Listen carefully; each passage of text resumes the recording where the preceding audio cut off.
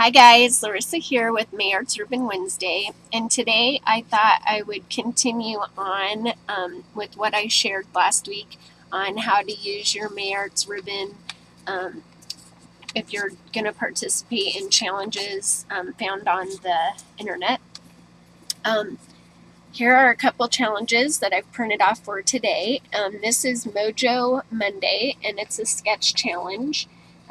Every Monday they post a new challenge, and you have until I don't remember when the deadline is. You have 4 or 5 days to finish the challenge.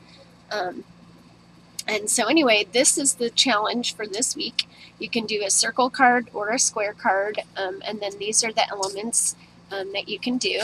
And then I wanted to combine it with another challenge, which is the CR84FN challenge, and this is a color challenge. And this week, the challenge is lavender, celery, and gray. So anyway, I wanted to combine these two challenges, and I wanted to share with you how you can do different layouts for a sketch challenge along with the colors, and then how to mix your May Arts ribbon into the process. So this week over on the blog, May Arts is teaming up with Coordinations Cardstock. Those of you who haven't ever worked with Coordinations Cardstock, I love the Coordinations Cardstock.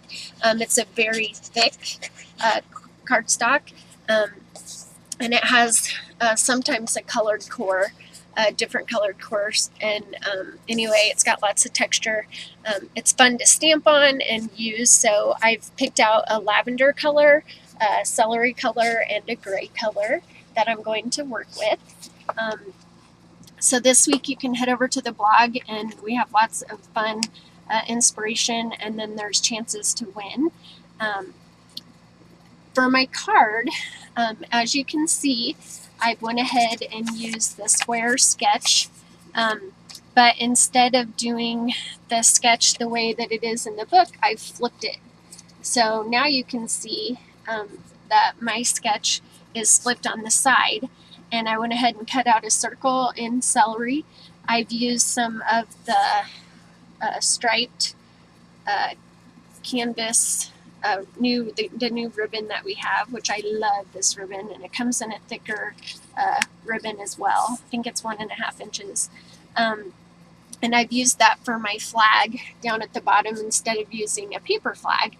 And then for my square element, I made this card last week for a challenge, and a lot of people had asked me how I did this, so I wanted to share with you guys how I did this.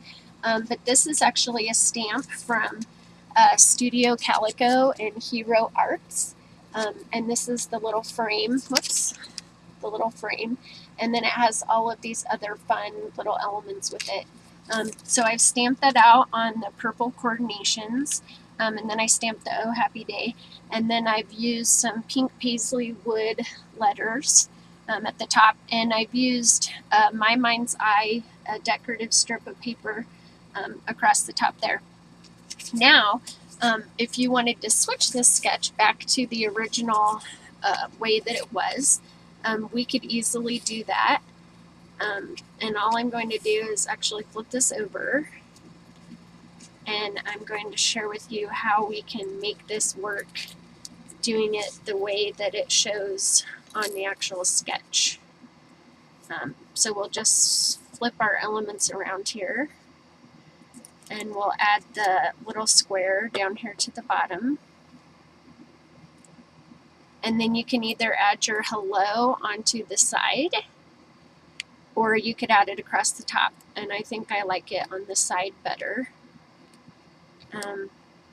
But this kind of gives you an idea of what the sketch would look like switched up a little bit. Let's get that a little straighter for you so you can see. So there's the sketch, actually the way that it was intended on the actual picture that they gave us. And there's one other way that we could do this. We could switch the strip over to the opposite side of our paper and have our hello going up. Oops, I'm backwards here. We'd have it going down like this.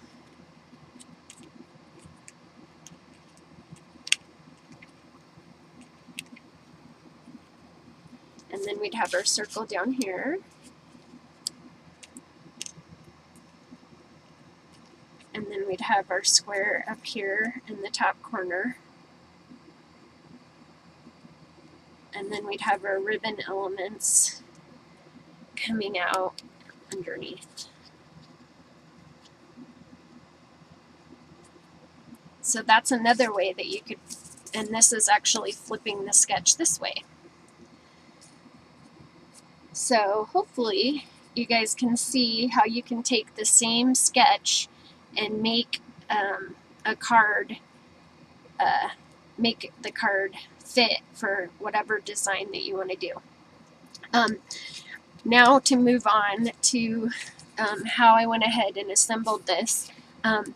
I actually found that taking a sandwich bag, just like a regular sandwich bag that you buy at the store, and this is the seam, and the little zip closure was up at the top. And I just took a needle and I did a running stitch after I measured how wide my frame was. So you can see I made it the size of my frame. I stitched a running stitch, and then I've attached the score tape, and all you do is you're going to tie that off, but you'll attach score tape to both sides of your frame and attach the plastic bag right underneath your little frame, and you've got an easy little shaker box. And it really didn't cost me anything.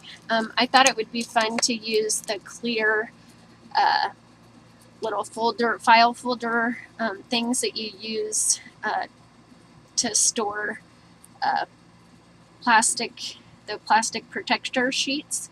But I found that those are actually really hard to stitch through. They actually break, they kind of slit. I'm sure there's other types. The two that I tried, the one plastic one was kind of a hazy plastic color, and so you couldn't really see. It wasn't as clear as the sandwich bag.